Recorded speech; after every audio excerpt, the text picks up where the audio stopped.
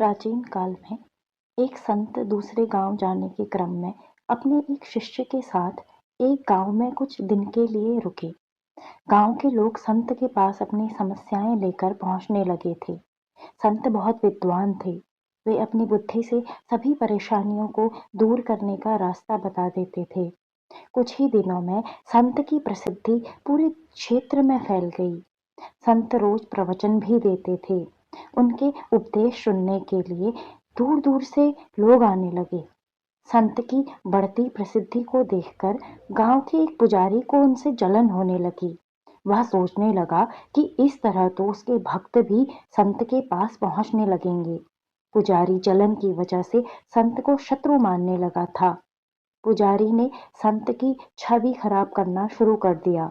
वह गांव के लोगों को कहने लगा कि ये संत पाखंडी है और लोगों को मूर्ख बना रहा है। पुजारी के कुछ साथी भी इस काम में उसका साथ दे रहे थे। एक दिन संत के शिष्य ने गांव में अपने गुरु की बुराई सुनी तो वह क्रोधित हो गया। शिष्य तुरंत ही गुरु के पास पहुंचा और गांव में हो रही बुराई के बारे में बताया।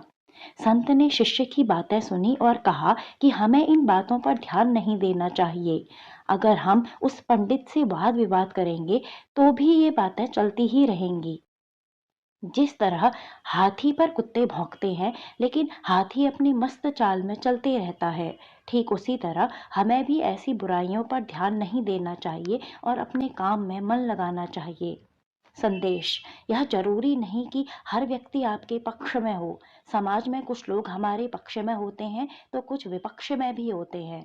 हमसे मतभेद रखने वाले लोग दूसरों के सामने हमारी बुराई करते हैं और वे हमारी परेशानियां बढ़ाते रहते हैं। ऐसी स्थिति में हमें निंदाओं से विचलित हुए बिना अपना काम करते रहना चाहिए।